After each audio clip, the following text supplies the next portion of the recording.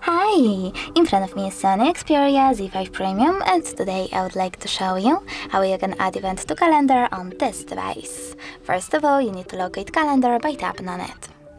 After that, just get started and pick a date. I will go with that one. Now you need to select this plus icon at the bottom right corner and customize your event however you wish to. For example, add a title to it, change color. I will go with pink. Come on. Then you can even select location, pick starting hour or ending one, or you can also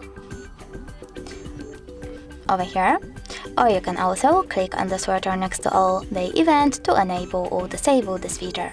Now scroll down, set up a reminder minutes, hours or weeks before, click on OK, and even take notes. When you're ready, just save at the top right corner, and as you can see, my event was successfully added. If you wish to edit it, you need to click on it, tap on this pen icon at the top right corner, make your changes, and just save at the top right corner again. If you wish to delete it though, you need to tap on it again. This time, select this pin icon at the top right corner and confirm your choice in the pop-up by tapping on delete. Thanks so much for watching. If you enjoyed this video, leave a like, comment and subscribe. Bye!